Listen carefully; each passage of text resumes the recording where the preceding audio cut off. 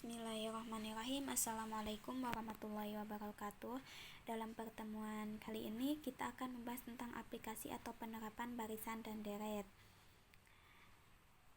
Banyak sekali penerapan materi barisan dan deret dalam kehidupan sehari-hari. Yang pertama ada pertumbuhan.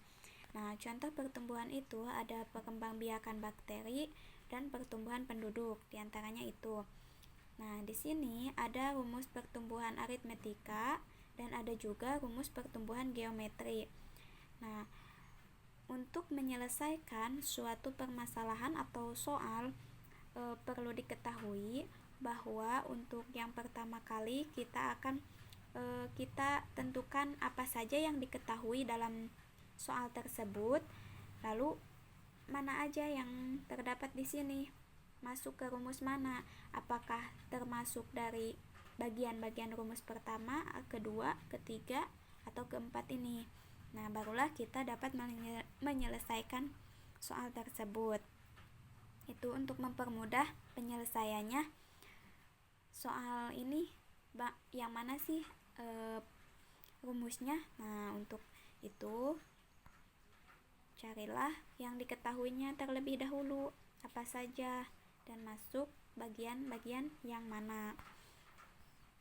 Nah, yang kedua ada peluruhan. Peluruhan itu sama dengan penurunan atau kita sebut juga dalam kehidupan sehari-hari penurunan ya. Nah, di sini rumusnya hampir sama dengan pertumbuhan.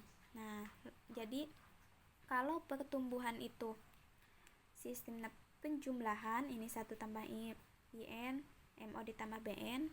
Nah, kalau dalam peluruhan ini dikurangi. Nah, kalau penurunan berarti rumusnya yang ini. Kita pakai yang ini. Untuk menentukannya rumus yang mana yang kita pakai, carilah yang diketahui dari soal tersebut. Yang ketiga, ada bunga majemuk. Nah, salah satu aplikasi barisan dan deret pada bidang ekonomi adalah perhitungan bunga pada simpanan uang di bank atau koperasi atau lembaga lainnya. Nah, terdapat 2 macam jenis bunga pada simpanan, yaitu bunga tunggal atau barisan aritmetika dan ada bunga majemuk. Nah, kalau untuk bunga tunggal ini rumusnya, kalau bunga majemuk yang ini rumusnya.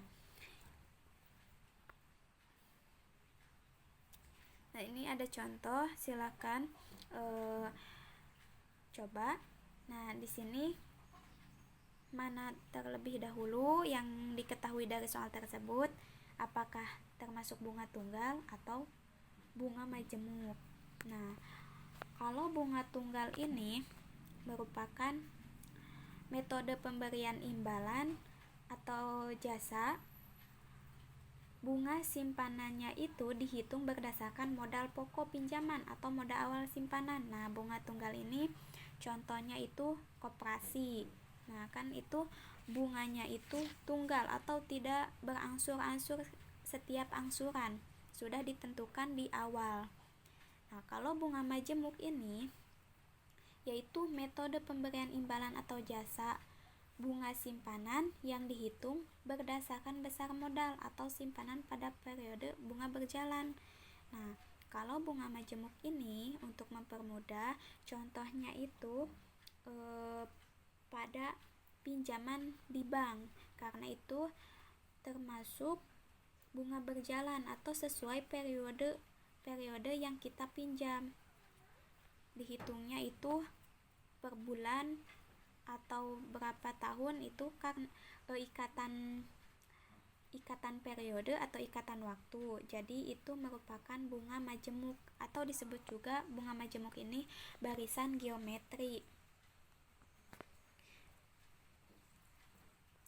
Nah, yang keempat ini merupakan yang keempat itu ada anuitas. Anuitas itu ada anuitas pasti dan anuitas tidak pasti. Nah, anuitas pasti itu anuitas yang tanggal pembayarannya mulai dan terakhirnya pasti. Nah, kalau anuitas tidak pasti, kebalikan dari sini. Berarti anuitas yang jangka pembayarannya tidak pasti. Nah, kalau anuitas pasti, nah contohnya itu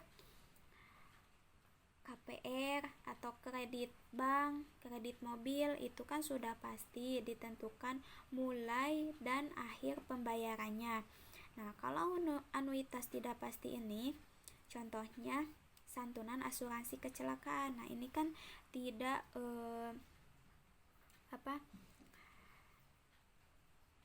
yang tanggal pembayarannya itu mulai dan terakhirnya tidak pasti. Kapan bisa dicairkan, kapan kita bisa pakai, ini terus-terusan kita bayar. Tetapi untuk dipakainya itu tidak pasti kapan berakhirnya atau terakhirnya. Nah, itulah pemaparan tentang aplikasi atau penerapan barisan dan deret. Di sini kesimpulannya ada pertumbuhan, peluruhan, bunga majemuk,